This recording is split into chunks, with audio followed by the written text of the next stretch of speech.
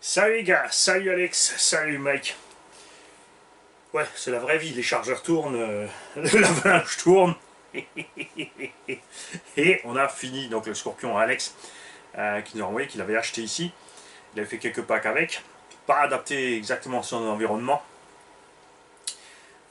On l'a récupéré, nettoyé. L'avantage évidemment du dos motrice, c'est que c'est beaucoup plus facile d'entretien. Tu as juste le train arrière à démonter complètement. L'avant, c'est rare de devoir démonter tout en pièces détachées pour devoir le nettoyer. Surtout que là, il n'était pas super vraiment dégueu. On avait vu lors du unboxing qu'on avait un petit point dur sur la transmission, et ça, on va y venir tout à l'heure. C'est en corrélation avec le terrain inadapté. Pas la faute du pilote, évidemment, c'est clair. On a là-dedans un setup 8S, un Vario Max 6 au Bwing, qu'on a mis ici à l'arrière pour avoir un maximum de porte-à-faux derrière, quand même, comme on a les batteries vitesse au centre, on a quand même assez de poids pour avoir suffisamment de motricité. Certains des setups, j'ai mis le Vario devant, bon après c'est interchangeable en moins de 2, hein. Tu le démontes de derrière, tu mets au milieu pour avoir le poids plus en avant si tu pars trop sur de haut. Mais Mick, lui, il va pas rouler en vitesse, il va rouler en 6. Et il était un peu inquiet au début parce qu'il s'est dit, ouais, c'est peut-être pas le bon combo qu'il me faut en 6. Eh bien, si, tout à fait. Parce qu'en vitesse, il faut savoir qu'on est entre 95 et 100 km/h dans le tout terrain. Vous avez vu les vidéos, j'ai deux scorpions comme ça à vitesse, mais pleine balle dans le champ. Ça part fort quand même, hein. Ça part vraiment fort. En tout terrain, rouler à ces vitesses-là, enfin vraiment traverser comme ça un gros champ. Évidemment, c'est un gros engin lourd, c'est plus facile, mais je te parle avec un engin comme ça.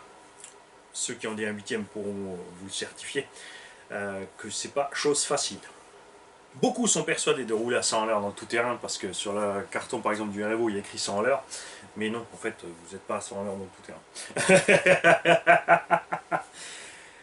On a un 1450 kV en 42 par 82 qui vient de la Seine Reaper. C'est un moteur de fabrication, ça colle exactement avec du Léopard, carter avant, arrière, tout est pareil, la façon de faire du rotor. Ceux qui ont reçu les Seine Reaper, par contre, ont le sticker dessus Powered par Obiwing. Donc, je ne sais pas si Obiwing a fait fabriquer là-bas, si c'est Léopard qui achète chez Obiwing. À la fin, ça nous importe peu. Ce qui est important, c'est de pouvoir choper le moteur. Alors, il n'existe que pour le Seine Reaper, donc tu es obligé de le choper sur eBay. Tu peux l'acheter directement à le prix du neuf. Les mecs, ils ont tiré terrible dessus. Hein, ils se sont fait du 12 feuilles là. On peut pas dire autrement. Donc, ce moteur est très coupleux. Et dans le Seine Reaper aussi, il n'y a que 6S, tu vois, il marche à merveille le Seine Reaper 6S. Donc là, avec le setup qui est prévu en 8, tu roules qu'en 6, tu seras à une vitesse agréable. Tu seras un petit 70-75, ça suffira largement pour exploiter la machine, c'est clair. Suffit de changer le pignon. Là, on a un tout petit pignon de 12 ou 13 seulement dessus. Il suffit large en 6S. Si tu descends en 4S, tu passeras un pignon plus gros, 15, 16, 17, ce que tu veux. Enfin, même en 6, tu peux grimper. Même en 8, on pouvait encore grimper. On avait large la marge pour grimper encore sur l'étagement de pignon. Mais le but, moi, de rouler en vitesse avec cet engin, avec ce moteur, c'était d'avoir une autonomie tranquille d'une vingtaine de minutes. Parce que ce Scorpion est livré en RTR 4S, avec un moteur spécial, c'est-à-dire un moteur avec un rotor court. On a démonté ce moteur, il n'est pas plus gros en diamètre qu'un autre, c'est juste le stator qui est plus gros.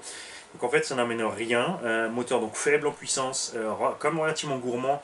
Sorti de la boîte, le machin il plafonne à 55. C'est quand même de l'ennui sévère avec une machine de cette taille, honnêtement. Dès que tu mets un pignon plus gros, le moteur il crame. Si tu mets 6S, le moteur il crame. Le Vario dedans 4S est très bon, mais démonte-le, mets-le ailleurs. En fait, tout le combo va bien dans un autre engin plus léger, dans un buggy. On l'a mis dans un Aerevo. C'est Eddy qui roule avec un combo comme ça dans un Aerevo 1 qui est relativement léger et il est super content avec. Là-bas, ça va bien. Mais là, on a quand même 5,5 kg fini en deux roues motrices. Donc, il nous faut de la puissance, il nous faut de la patate pour pousser l'engin, un minimum. Et si tu n'as pas le bon rapport poids-puissance, comme souvent dès que ça devient une grosse échelle ou un engin qui motrice fort, eh bien, ça pose problème. Ça, c'est clair. C'est un problème qu'on a ici résolu avec ce combo. Deuxième gros souci de ce Kyosho Scorpion, c'est le diff arrière d'origine. En 4S, tu peux faire quelques packs, mais pas longtemps. Enfin, si tu fais un petit pack promenade de temps en temps, comme ça, cool, ça va bien. Après, si tu enchaînes 2-3 packs, eh ben, en fait, ils font. Ce diff provient des Inferno VE, tout simplement. Enfin, à la base, c'était pas des électros, c'était des thermiques, les Inferno. C'est la même base qu'ils utilisent depuis 15 ans. Maintenant, ils ont sorti l'Inferno VE3, qui est toujours le même buggy, enfin, toujours les mêmes diffs. C'est les mêmes diffs qui sont dans le Fox. Dans le Fox, ça va. Les roues sont légères, l'engin est léger. on peut pas, enfin, on l'exploite pas de la même façon, ça passe. C'est un 4x4 en plus, là c'est un 4-2, donc tout le stress est vraiment sur le diff arrière. Donc là, ce qui se passe, c'est que les croisillons se déplacent dans le carter en plastique et tu détruis ton diff. En 6S, de toute façon, c'est peine perdue, vitesse, c'est sûr, un coup de gaz, c'est réglé, il n'y a plus. Donc là-dedans, on monte un diff sain. J'ai les vidéos de comment faire. Préparez votre diff. Si vous avez un tour, évidemment, c'est encore mieux, parce que là, tu peux tourner, machin. C'est de l'adaptation, c'est pas du pile poil millimètre. Il manque 0,5 mm au total sur le diamètre des vis entre la couronne et le machin, mais c'est dans la lue, ça se fait, ça rentre, tu arrives avec tes vis fraisées dedans, ça passe. Si tu es accro au micromètre et que tout doit coller pile poil machin parce que tu veux que du fini, tout fini qui fonctionne, c'est pas ce qu'il faut faire. C'est une solution par contre qui est viable, qui est facile à réaliser parce que tu peux choper des diffs entiers sur eBay. Ceux qui me disent je trouve pas de pièces de diff, je sais pas ce que vous faites, j'en ai 6 ici. Ah, c'est pour ça que vous en avez plus, c'est parce que je les ai tous pris. J'ai fait un peu d'avance. Puisque j'en ai 4 à faire, forcément. C'est clair. Voilà. Et maintenant qu'on est arrivé à ce diff, on va parler. Donc Alex avait pris cette machine et il s'en est séparé parce qu'il ne s'était pas adapté à son terrain. Ça lui convenait pas, il n'était pas super content avec par rapport à son style de conduite, son terrain, etc. Donc il a décidé de s'en séparer. On a vu lors de l'unboxing qu'on a un petit souci sur la transmission et qui n'est absolument pas du fait du pilote. Alex il s'est piloté, il n'a pas été brut avec la machine. Évidemment, il était plein de poussière et de terre, mais une fois nettoyé et ouvert, je peux vous dire qu'il a vraiment pas beaucoup roulé. Il n'y a qu'à voir dessous, je veux dire, si je regarde les vidéos de départ de l'engin, je crois pas qu'il est bien moins moché que ça en dessous, c'est clair. Et surtout à l'intérieur de la transmission, on avait évidemment toujours la graisse qu'on y avait mis ici au garage, tout à l'intérieur était propre, il n'a pas pris la flotte, ni rien du tout. Il a rajouté les cardans RCVD parce qu'il a perdu un cardan, et un pare-choc avant RPM de Baja 5B, donc ça coûte un petit peu, c'est sûr.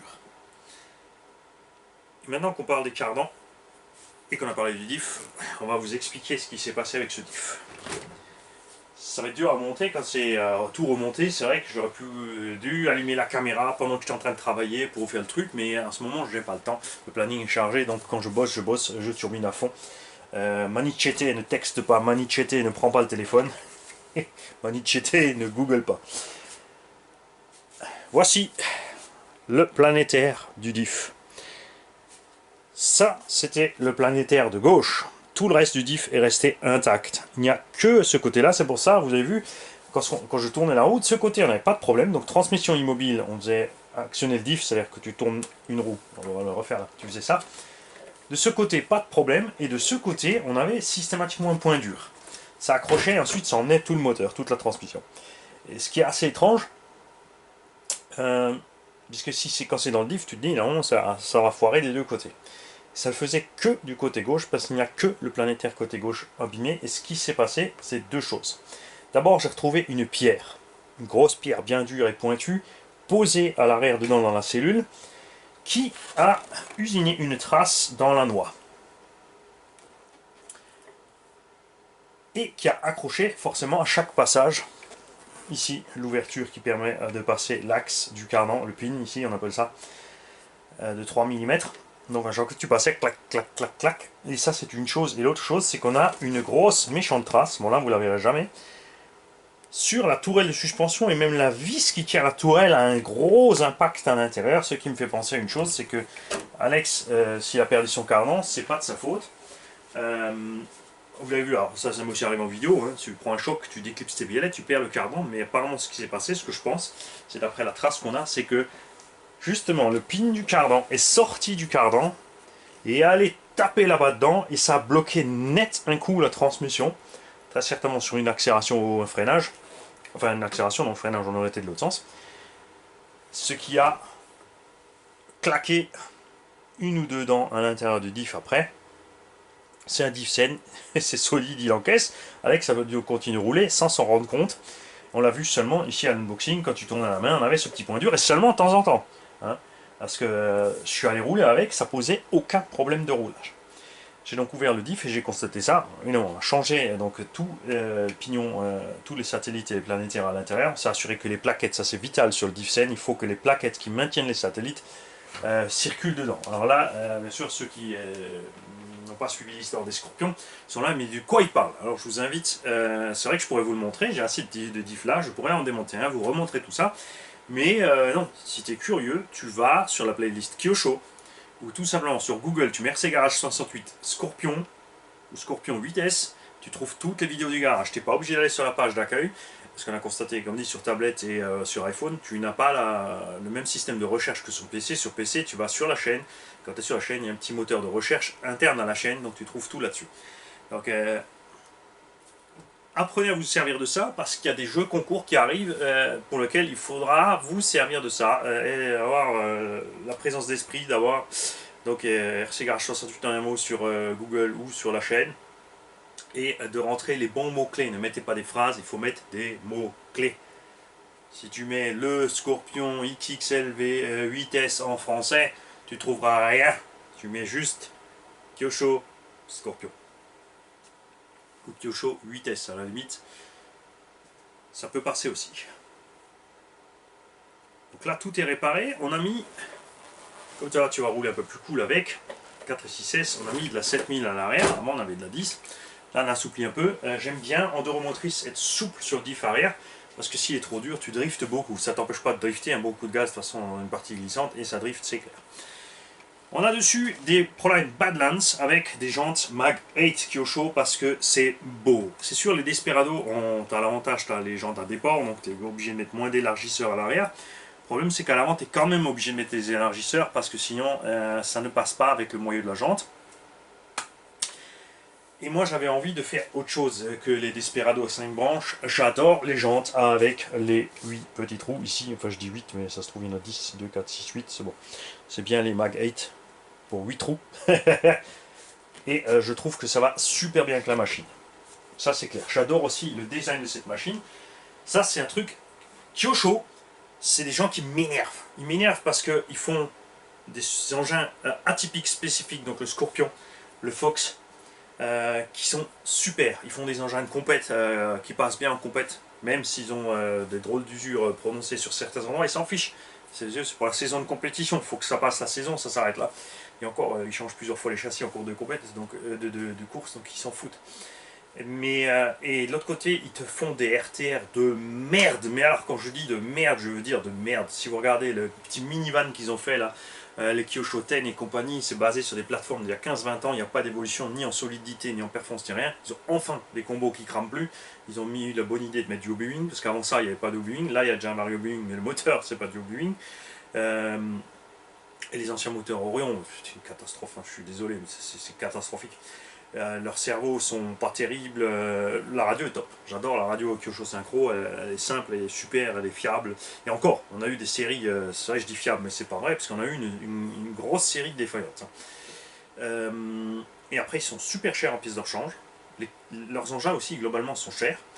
Et surtout quand tu veux des pièces de rechange Kyosho, tu te manges les touilles. Alors il y en a toujours qui disent ouais il suffit de commander, ouais il suffit de commander, vas-y, vas-y. Prends une pièce au hasard sur le Kyosho là et commande-la, qu'on rigole. Tu vas voir sur Kyosho Store France, hein, ils vont te dire que c'est pas disponible, ils peuvent pas l'avoir ou je sais pas quoi. Ici ils l'ont, le prix laisse tomber. Donc pour trouver les pièces du Kyosho Scorpion, on les trouve sur AliExpress, sur eBay. En Allemagne, ils sont en train de se bouger à ce sujet, comme souvent. Au Japon, il y a 2-3 boutiques qui ont des pièces comme ça. Après, c'est pas des engins que tu vas bâcher, rouler fort. Hein. Si tu avais acheté ça pour le détruire, c'est sûr que tu vas avoir des problèmes. Moi, ce que j'ai cassé sur ces Scorpions, c'est pare-choc. Pour ça qu'on a le RPM. Diff. Pour ça qu'on a mis le diff sen. Et ça s'arrête là. Certains sur les gros crash cassent des parties bulk d'avant. Tu les trouves pas toujours facilement, mais tu les trouves. Hein. Parce que tu vois bien, j'ai 4 Scorpions ici. Kyosho a sorti ce machin, c'était pas super répandu, ça s'est pas super bien vendu. Donc ils ont plus ou moins laissé tomber le programme. Ensuite la demande a commencé à venir. Une fois surtout qu'on avait trouvé la solution avec le diff. Et, parce qu'il n'y a pas pas que moi qui ai une solution, hein, il y en a plein qui ont mis autre chose dedans, ça marche aussi. Et du coup ça devient viable et du coup ça commence à revenir, mais c'est un peu machin. Les pièces options, magnifiques, mais le châssis 70-75 fraisé coûte 120 euros. Le kit d'amorto coûte 100-120 euros. Ah, ils sont magnifiques les amortos par contre, hein. Tu as juste envie de les prendre parce qu'ils sont beaux. Tourelle option 70-75, t'as pas besoin, surtout pas dans le BXXL où elle n'est pas exposée, et même sur le Scorpion normal elle est exposée, mais t'as pas besoin, hein, ça c'est sûr. Ce qui est un peu dommage, c'est la taille des pneumatiques sur les engins. Il va dû faire quelque chose de peut-être un peu plus standard pour trouver une solution plus simple. La carreau, donc celle-ci, tu as, je te remonte parce qu'en dessous on a la cage du Scorpion normal. Hop, bouge pas, bouge pas. Donc, tu peux lever juste la carreau normale. Tu peux aussi enlever les clips en plus de la cage en dessous. Tu vois, là tu peux enlever la carreau normale pour lever toute la cage. Ce que moi je faisais en général, honnêtement. Ce que je fais, c'est que je ne mets pas en règle générale les clips de l'arceau avant. Je monte tout ensemble. Sur le mien, j'avais fixé en fait la cage à la carreau, comme ça je montais tout ensemble parce que c'est beaucoup plus facile d'accès et tu as moins de clips à enlever. Bon, après ça laisse que 4 clips. Au total, normalement il y en a 6. Si tu mets ces 4 là devant, ça suffit large. Donc à l'intérieur, le Max 6. Ouais, je sais, j'ai pas encore changé les prises, t'en fais pas, je vais le faire. Lui, il veut des XT90. Moteur 40 par 82 1450 kV. Et on a viré le bac lipo interne, ça c'est pareil. On a une énorme place là-dedans de la part de Kyosho et ils nous ont fait un micro bac pour une pauvre petite micro 4S. Donc nous on vire les bacs, on met des sangles directs sur les côtés. Une petite mousse ici pour pas que les batteries se baladent là derrière. Et tu peux mettre deux 4S à plat là-dedans. Toi tu vas rouler en 6-7, donc je sais pas si tu as les 3S ou évidemment si tu as les 3S tu peux les mettre à plat aussi en dessous, tu mettras une mousse pour caler, hein, ça c'est à toi de voir après ce que tu as envie de faire. Il y a vraiment de la place pour travailler là-dedans à ce niveau-là. Direction, elle n'a aucun souci, on a un Servo GX 20 kg waterproof, le récepteur est placé là-devant. C'est vrai que point de vue architecture, tu te retrouves avec des éléments d'un côté et des éléments de l'autre, c'est normal. Même quand le vario est là, de toute façon il est loin de là, donc même s'ils avaient mis le récepteur là, tu as toujours encore le câble du cerveau qui va jusque derrière. Dans tous les cas, tu as un câble qui va de devant jusque derrière dans le véhicule, tu n'as pas le choix. Donc si tu veux pas que le vario soit là derrière, il y a deux vis ici que tu peux rajouter. Là, tu te fais une petite plaque de fixation et tu peux te mettre ton petit vario là. C'est à toi de voir comment que tu veux faire ça. Tu peux aussi, si tu n'as pas envie d'abîmer la carreau BXXL, rouler avec une carreau de Kyosho Scorpion normale. Adapter autre chose, c'est pas évident parce qu'on a des dimensions assez spécifiques. Mais maintenant que tout ça est là, nous allons voir quelque chose. Parce que évidemment, plein d'entre nous ont eu plein d'idées. Ton parrain Ludo, ça fait longtemps, lui qui voulait un MT2 roues motrices. C'est vrai que si tu mets la carreau du X-Max là-dessus, tu te retrouves avec un Monster 2 roues motrices.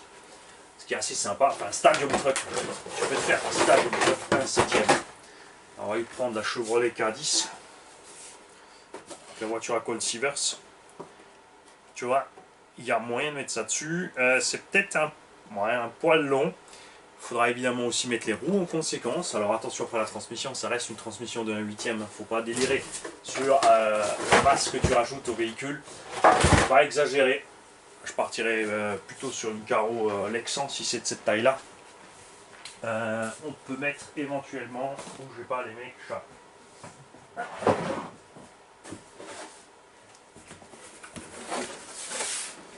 Voilà, ça par contre ça va super bien. Voilà, tu peux te faire un infraction Stadium Truck de VD. La carreau aussi d'ailleurs du Outcast 8S arrive aussi en incassable. Il devrait aller aussi. Après on est peut-être un peu juste. Là on a déjà les élargisseurs avec les roues, on est un peu juste. C'est sûr,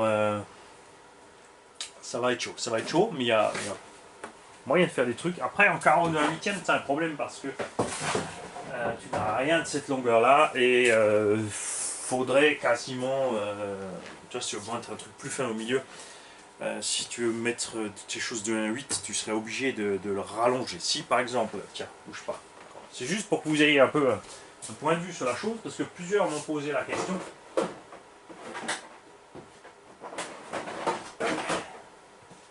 Je vais reprendre la Bulldog jaune parce que elle plaît beaucoup, hein, la Bulldog jaune.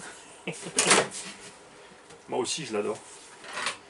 Regarde, si tu mets une carreau de Truggy 1.8, il manque quand même un sacré bout à l'arrière. Ça passe sur la tourelle, ça passe sur la découpe, et on serait ici devant la tourelle, et tu pourrais virer ça et mettre l'aileron direct là, mais tu as les roues vraiment loin, donc il en faudrait deux, parce qu'en fait il faudrait couper une carreau au milieu.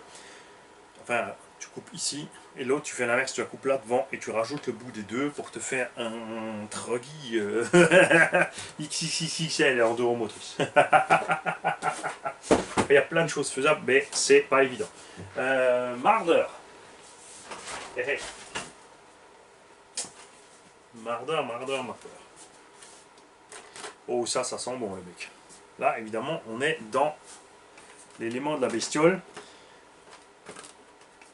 Mais, où est-ce qu'on bute? On a la tourelle qui est peut-être un peu haute, si. Bon, là, j'ai la fixation du BXXL. Enfin, on pourrait même l'utiliser. Hein. Vache! En largeur, on est pas mal. Et à l'arrière, il faudrait couper l'arrière pour descendre. Effectivement, là, on est mieux dans les dimensions. Ça peut être sympa. Donc, la Baja aussi, par exemple, FG, elle est très bien aussi. Parce on est un peu plus court, mais on peut tricher sur la découpe. Hein. Il suffit de monter un peu ta découpe là, tu coupes l'arrière ici. Ouais. J'ai 3 petits scorpions là-bas. On m'a proposé un scorpion en échange du travail sur les deux autres. Vendre le deuxième et tout ça pour financer le projet numéro 3 de son propriétaire, forcément. Pour la ligne de l'aileron, c'est pareil, tu fais ce que tu veux. Là, d'origine, il est monté en dessous, tu vois, là, ça gêne sur le montage de la carreau. Soit tu coupes l'arrière de la carreau si tu veux pas être emmerdé, tu veux mettre des cales en dessous pour remonter l'aileron, ça, c'est toi qui vois, Mick, après, tu fais comme tu veux. Tu as encore les Medial Pro avec, donc les roues standards de 2 roues motrices étroites pour l'avant si tu veux, plus les Viper mettre derrière. Tu peux aussi rouler avec les crampons derrière et les roues étroites à l'avant. Ça, c'est une autre chose qui est étrange sur ce Scorpion BXXL, c'est que ils ont mis d'autres roues que sur le Scorpion normal. J'aurais compris qu'ils mettent 4 roues comme il y avait à l'arrière sur le Scorpion normal, mais non, ils ont mis des roues plus petites, plus fines. Donc ça lui donne un look étrange. Une grosse carrosserie et des petites roulettes. Et ça, c'est un peu dommage. Je trouve bien mieux avec des roues comme ça, mais il aurait fallu qu'ils fassent quelque chose au niveau des jantes et du truc. Et c'est ce que je disais sur une des premières présentations. On a vraiment un train avant d'une échelle supérieure qui est plus grand. Donc qui nécessite d'avoir des grands moyeux de jantes. Ça, ils auraient dû l'affiner, le mettre autrement d'une façon ou d'une autre pour qu'on ne soit pas emmerdé avec les jantes. Parce que tu peux monter ces jantes là sans problème, parce qu'elles sont étroites, donc forcément elles ne vont pas aller frotter sur le moyeu, le porte-fusil, tout ça. Mais dès que tu mets d'autres jantes, tu as un problème. Ou alors il faut des jantes comme j'ai mis sur le Max là-bas avec un déport complètement délirant, qui ne sont quasiment plus fabriqués, très durs à trouver, c'est certain. Et à l'arrière, on est parti sur un train de Truggy 1.8. On aurait bien, s'ils avaient fait la même solidité à l'arrière qu'à l'avant, franchement, le train arrière, tu vois, aussi costaud que l'avant, même un poil plus encore, même c'est vrai qu'en deux roues motrices, c'est l'avant qui m'a impacté, mais quand même, et fait une transmission plus grosse. Si seulement Kyosho avait fait une transmission plus grosse qu'une 1/8, s'ils avaient fait là-dedans vraiment 50% plus gros, pour partir sur du 1.7, cette machine serait une tuerie dans cette échelle. Il n'y a rien d'autre dans cette échelle en deux roues motrices. Et si en plus elle était, comme dit, si l'arrière était aussi bien foutu que l'avant, cette voiture se serait vendue comme des petits pains. Ce qui a retenu beaucoup de l'acheter, justement, c'est le problème de diff. Et le fait que quand tu veux les pièces, il faut toujours farfouiner pour trouver les pièces. Et c'est un gros problème Kyosho global, auquel d'ailleurs est en train de s'atteler RC Race Modélisme. Lui, il aimerait faire le nécessaire pour nous pour qu'on ne soit pas emmerdé avec ses fournitures Kyosho. Parce qu'il est temps que ça se bouge en France de ce côté-là. On trouve les engins de compète, les pièces pour les trucs de compète. Mais tout ce qui est RTR, dès que tu veux de la pièce, eh ben, mon gars, tu t'emmerdes. Le Outlaw Rampage Pro aussi, c'est un de ces 3 engins spécifiques Kyosho que j'adore. C'est les 3 Kyosho que j'aime. Tous les autres ne m'intéressent pas. Les petites 1 dixième RTR là sont catastrophiques. C'est honteux ce qu'ils font. Point de vue solidité et performance, non, c'est pas acceptable. Et ça, par contre, ça c'est chouette. Donc Kyosho, s'il te plaît, s'il te plaît, s'il te plaît, s'il te plaît, fais-nous un V3. Hein, tu nous fais un nouveau Scorpion BXXL avec un nouveau train arrière. Tout le reste, c'est bon. Tout le reste, tu laisses, tu ne touches à rien. C'est super bien foutu. Tu nous fais un nouveau train arrière, s'il te plaît, avec un diff plus gros, des cadrans plus gros, un autre système d'eau, et tu remontes dans le top 10. Là, ça fait longtemps que tu es parti du top 10. Salut à tous.